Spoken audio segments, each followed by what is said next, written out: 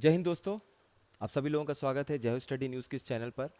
ग्राम पंचायत अधिकारी की जो हमारी क्लास चल रही है उसमें मैंने आप लोगों को बताया था कि जो गवर्नमेंट स्कीम है वो योजनाएं तो हम लोग समय समय पे करते रहेंगे, क्योंकि 65 नंबर में से 20 नंबर आपका यानी कि लगभग लगभग एक तिहाई जो प्रश्न पूछे जाएंगे वो स्कीमों से ही जुड़ा हुआ होगा, यानी कि योजनाओं से ही जुड़ा हुआ होगा। उसके साथ साथ हम लोग कुछ टॉपिक्स को और भी कवर करते हुए चलेंगे ताकि एक हमारा इंटरेस्ट पहले बन जाए। कुछ दिन तक हम अपना इंटरेस्ट, अपनी रुचि बढ़ाएंगे इस सब्जेक्ट में, ग्राम पंचायत अधिकारी की विशेष जो सिलेबस है उसमें। और उसके बाद हम लोग टेक्निकल जो उसमें कुछ और चीज़ें दी हुई हैं उस पर भी आएंगे। आज संवैधानिक उपबंध यानी कि कॉन्स्टिट्यूशनल प्रोविजंस जो पंचायत के हैं वो हमें पढ़ना है। वो आप समझ लीजिए कि हर एक अनुच्छेद आपको याद होना चाहिए जो भी पंचायतों से जुड़ी हुई है जब इस परीक्षा की आप तैयारी कर रहे हैं। अगर आप पीसीएस आरओ भी दे रहे हैं या इलाहाबाद हाई कोर्ट या कोई और भी एग्ज़ाम दे रहे हैं, उसमें भी आपको पता है कि इन पंचायतों से जुड़े हुए जो अनुच्छेद हैं, आर्टिकल है, वो हमेशा एग्ज़ाम में पूछे जाते हैं। तो ये हर एग्ज़ाम से ये क्लास आपके लिए ज़रूरी है। 2-3 क्लास में हम लोग इसको कंप्लीट करेंगे और जो भी बारीकी चीज़ें हैं उसको भी डिस्कस करेंगे। क्लास स्टार्ट करने के पहले आप में से जो भी लोग हमारे साथ सामर्थ्य बैच में जुड़ना चाहते हैं, जहाँ पे आपको क्विज़ भी मिल जाएगा, कई सारे नोट्स भी मिल जाएंगे, आप इस नंबर पे व्हाट्सएप पे टेलीग्राम कर सकते हैं। जय स्टडी के टेलीग्राम चैनल पे आपको ये जब इमेज दिया जाता है तो साथ में नंबर भी रहता है, तो जो भी आप में से इंटरेस्टेड लोग हैं वो हमसे जुड़ सकते हैं। चलिए अब हम देखते हैं कॉन्स्टिट्यूशनल प्रोविजंस के बारे में। ग्राम पंचायत के पहले अगर आप थोड़ा सा और बेसिक के पीछे बेसिक में जाएं, तो जो आपका डीपीएसपी है, directive principles of state policy, यानी कि राज्य के नीति निदेशक तत्व, इन सिद्धांतों में आप देखेंगे कि एक है अनुच्छेद 40 आर्टिकल 40, जो महात्मा गांधी जी के सपनों को साकार करने वाला एक आर्टिकल है, एक अनुच्छेद है, जो ये क्या बोलता है कि आपको ग्राम पंचायत बनाने होंगे, उनको वो शक्तियां प्रदान करिए जिससे कि वो एक ऑटोनॉमस यानी बिना ज़्यादा किसी पे निर्भर हुए आत्मनिर्भर तरीके से कार्य कर सकें। इतनी शक्ति आपको प्रदान करनी चाहिए। और अनुच्छेद 40 में ये बात कही गई है ग्राम पंचायतों से जुड़ी हुई। उसी को ध्यान में रखते हुए एक समय ऐसा आया जब ये इससे संवैधानिक दर्जा मिला। ठीक है, 73rd कॉन्स्टिट्यूशनल अमेंडमेंट एक्ट हुआ, जो 73वां संशोधन आपका संविधान में किया गया। उस अधिनियम के तहत 1992 में आपके बहुत सारे संवैधानिक उपबंध यानी कि कॉन्स्टिट्यूशनल प्रोविजंस जोड़े गए, अनुच्छेद जोड़े गए। उन्हीं को हमें एक एक करके डिस्कस करना है। तो ये शुरुआत होती है अनुच्छेद 243 से, यानी कि आर्टिकल 243 से। आर्टिकल 243 किस बारे में बोलता है? अनुच्छेद 243 बोलता है कि ग्राम पंचायत, लोग, जो लोग हैं और बहुत सारी चीज़ों की जो डेफिनेशंस हैं जो आपके सामने आप समझ लीजिए कि चीज़ें समझाई गई हैं। इसका क्या अर्थ है, ग्राम पंचायत का क्या अर्थ है, उन चीज़ों से जुड़ी हुई जो परिभाषाएं हैं वो संविधान के अनुच्छेद 243 में बताई गई हैं। तो हमारा जो असली शुरू होता है अनुच्छेद, जहाँ से प्रश्न आने के बिल्कुल चांस हैं, वो है आर्टिकल 243 ए, यानी कि अनुच्छेद 243 का। ये क्या बोलता है? ये बोलता है कि ग्राम सभा आप बना रहे हैं, ठीक है। ग्राम सभा की जो परिभाषा है वो तो अनुच्छेद 243 में दी गई है। अनुच्छेद 243 में क्या बोला गया है? ग्राम सभा क्या है? किसी भी गांव के स्तर पे, पंचायत में मान लीजिए 3 गांव आते हैं, ठीक है। हर एक गांव में 18 साल से ऊपर के वो लोग जो वोटर आईडी कार्ड बनवा लिए हैं। वोटर आईडी कार्ड कब बनेगा? जब आपकी उम्र 18 साल से ऊपर की होगी, यानी आपकी उम्र 18 से ज़्यादा है, आपके पास वोटर आईडी कार्ड है, मतलब आप वोटर के तौर पे, एक मतदाता के तौर पे रजिस्टर हो चुके हैं, पंजीकृत हो चुके हैं। तो आप उस ग्राम सभा के मेंबर हो गए, ठीक है, सदस्य हो गए। आपके ही जैसे सारे लोगों को मिला के गांव के स्तर पे ग्राम सभा बनता है।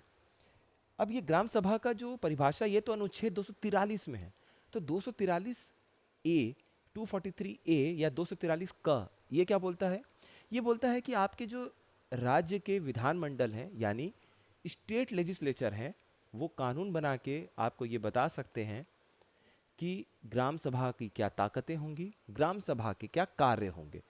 तो ग्राम सभा की शक्तियां, ग्राम सभा के कार्य यानी the powers and functions of Gram Sabha, ये कौन डिसाइड करता है? विधानमंडल डिसाइड करेगा। कैसे डिसाइड करेगा? कानून बना के। तो शक्तियां और कार्य विधानमंडल के कानूनों के द्वारा निश्चित की जा सकती हैं। किसकी? ग्राम सभा की। ठीक है,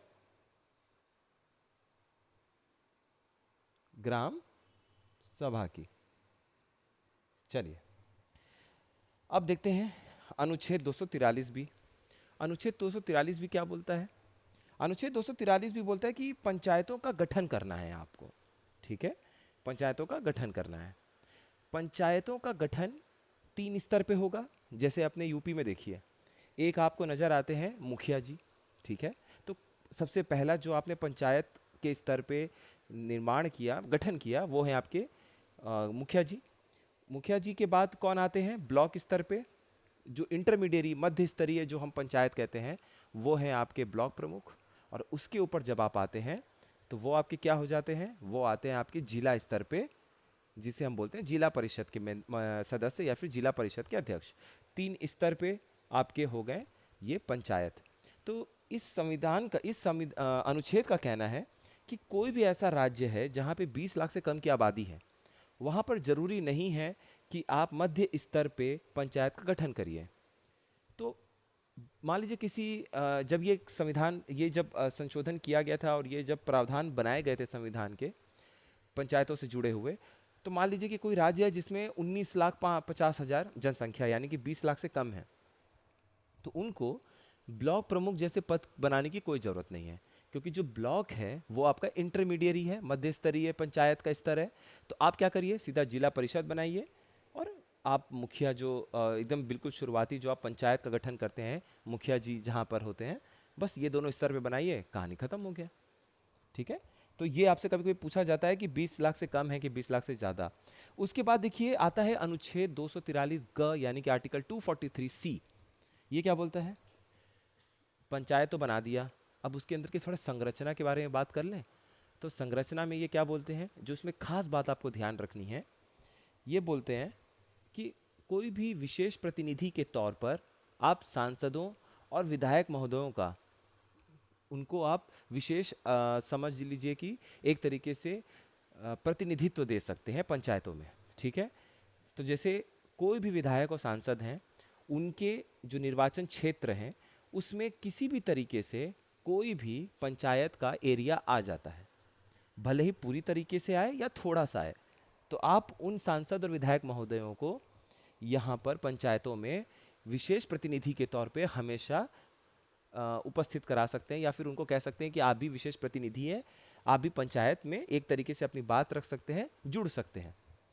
ये कैसे हो सकता है? वही फिर से बात है, राज्य के विधानमंडल यानी कि स्टेट लेजिस्लेचर कानून बना के इस चीज़ को बोल सकते हैं। उसके बाद आपका आता है आरक्षण की बात। सीटों के आरक्षण को कहा गया है आर्टिकल 243 डी या आर्टिकल अनुच्छेद 243 घ में। इसमें 2 बात जानने वाली है। पहली बात यह है कि महिलाओं को जो आरक्षण मिलेगा वो कुल सीटों के 1/3 से कम नहीं होना चाहिए, यानी उनसे अधिक भी उनको मिल सकता है, लेकिन उनका प्रतिनिधित्व सुनिश्चित करने के लिए कम से कम 1/3 टोटल सीट उनको रिजर्वेशन में मिलना चाहिए। उसके बाद जो आपके अनुसूचित जाति और अनुसूचित जनजाति यानी कि एससी और एसटीज हैं, इनकी जो जनसंख्या होगी उसके हिसाब से आप इनको आरक्षण दीजिए। ये संविधान में बात लिख दी गई। साथ ही यह भी लिखा गया कि अगर राज्य के विधानमंडल चाहें यानी कि स्टेट लेजिस्लेचर चाहें तो वो कानून बनाकर समाज के जो अन्य पिछड़े वर्ग हैं उनको भी प्रतिनिधित्व दे सकती है पंचायतों में, लेकिन उसके लिए राज्य के विधानमंडलों को, स्टेट लेजिस्लेचर्स को कानून बनाना पड़ेगा। ठीक है, अब हम आते हैं अपने आखिरी आज के आर्टिकल पे, जो है आपका अनुच्छेद अंग यानी कि आर्टिकल 243 ई। 5वां ये अनुच्छेद है। ये क्या बोलते हैं? ये अवधि के बारे में बताते हैं कि पंचायत आपने बना लिया, गठन कर लिया, चुनाव करा लिया, कितने समय तक पंचायत चलेगा ये बताइए। तो ये बोलते हैं इस अनुच्छेद के हिसाब से पंचायत के गठन के बाद 5 सालों तक आपका पंचायत की अवधि होगी, 5 साल पंचायत चलेगा। लेकिन मान लीजिए किसी कारणवश 5 साल पूरा होने के पहले ही पंचायतों को भंग कर दिया जाता है, तब क्या होगा? तो मान लीजिए पंचायत भंग हुए और उसमें 2 केस बनेगा। पहला, अपना कार्यकाल पूरा कर होने में 6 महीना बचा था। दूसरा, दूसरा केस है अभी कार्यकाल पूरा होने में 6 महीने का समय नहीं बचा था, उससे कम बचा था, 4 महीना 5 महीना ऐसे बचा था। और ये इस केस में, पहले केस में क्या है कि 6 महीने से ज़्यादा का समय था। मान लीजिए 2.5 साल ही कोई पंचायत चली और 2.5 साल के बाद उसको भंग कर दिया गया। तो जो नई पंचायत का गठन आप करेंगे, वो जो बची हुई समय है, जो बचा हुआ कार्यकाल है, सिर्फ उसी समय के लिए वो पंचायत कार्य करेंगे। ठीक है, समझ गए? 2.5 साल में अगर कोई पंचायत है, उसका कार्यकाल मान लीजिए वो भंग हो गया, तो 2.5 साल तो बचा है ना, क्योंकि आपके कार्यकाल तो 5 साल होने थे। तो जो बचा हुआ 2.5 साल है, इसमें फिर आप नए पंचायत को, इसकी कार्यकाल सिर्फ 2.5 साल होगी और वो मान लिया जाएगा कि पूरा हो गया 5 साल। ठीक है, ये नहीं होगा कि 2.5 साल पहले कोई पंचायत चली और जो नई पंचायत आई वो फिर वहाँ से 5 साल चलेगी, नहीं।